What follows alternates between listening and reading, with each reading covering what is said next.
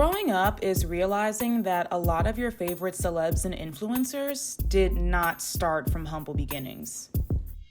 I'm not sure if it's my fading naivete or just an assumption rooted in the antiquated American dream, but I always thought a lot of famous people, unless stated otherwise, worked for their riches and their critical acclaim.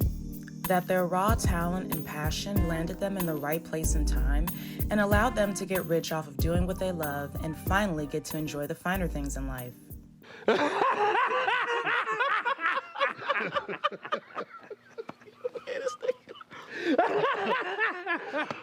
brilliant.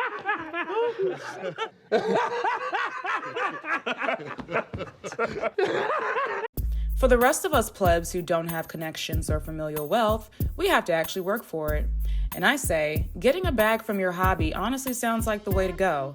In this recessed-ass, inflated-ass economy where you need more than one source of income anyway, I say more power to you, whatever keeps you from starving.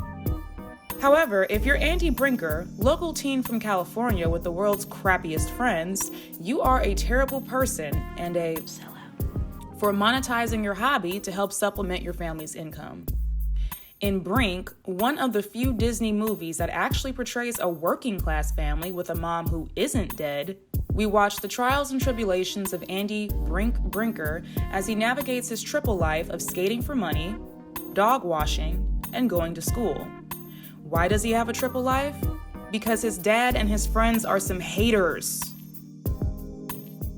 His dad is a hater because he's so miserable from losing his job that he wants his son to be just as miserable as he is. Yo, what's up, fam?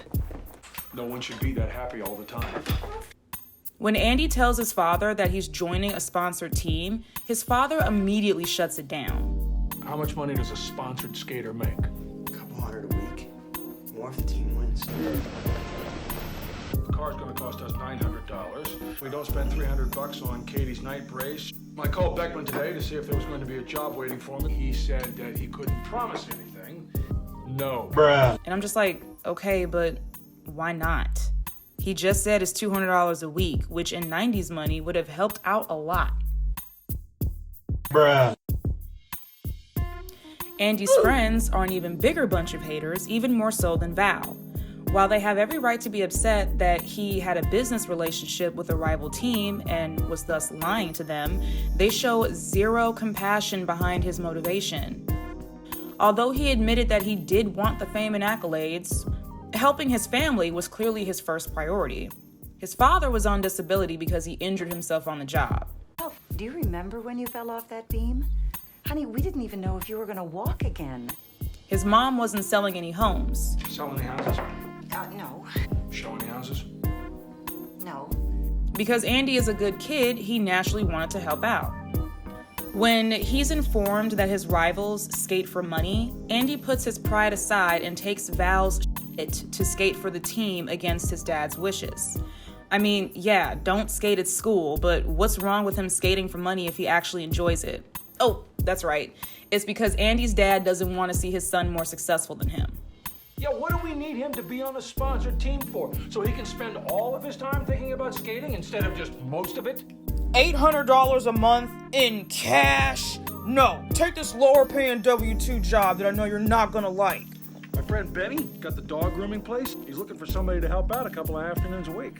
Then we have Andy's lame, soul-skating friends who are the most annoying, self-righteous group of California street urchins I have ever witnessed. They're also lower middle class, just like Andy, but hate the idea of him making money off of his talent. I understand that capitalism is evil, and Val is essentially the asshole boss that we all had at one point, but for crying out loud, they act like he was skating to save up money for a Nintendo 64 or something. He's trying to help his family. They're not sympathetic to him whatsoever, even after Brink goes to Taina's house to check on her after Val almost killed her. By the way, how exactly was this incident his fault when Val is the one who threw the gravel and Gabriella insisted they race? Low-key, just like his father, I think his friends knew Andy was the most talented one, he was the captain after all, and they were jealous. Even Val knew he had skills or else he wouldn't have poached him. However, after Andy quit Val's team, his friends still didn't want anything to do with him. That is, until Peter breaks a skate and Andy selflessly offers up his new equipment that he paid for, which they accept because their old skates probably looked like this. Then they decide he's not the Antichrist after all. But I thought they were soul skaters. Are they not selling out by accepting free equipment from him?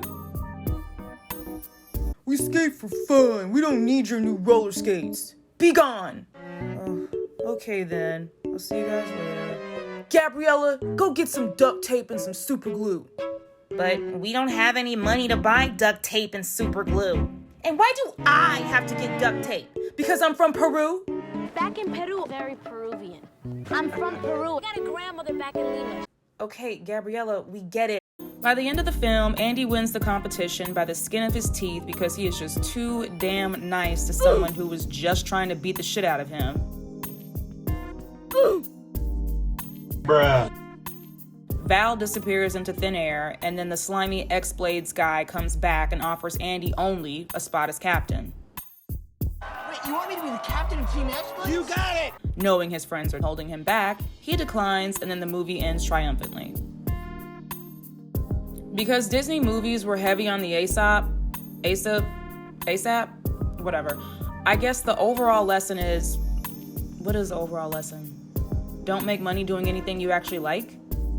Now, I can get behind not wanting your hobbies to become a job because then you start to enjoy them less. That I understand. I make these videos because I honestly really enjoy making them at the end of the day, but as soon as YouTube tells me that I can monetize again, best believe I'm clicking hard as hell on that reapply button. But I have always considered the possibility of not loving it as much when it becomes a real job for me. I'll cross that bridge when I get there. In the meantime, Andy's friends suck, his dad sucks, and this video was brought to you by nobody because I don't have a sponsor. Yet. Sell out.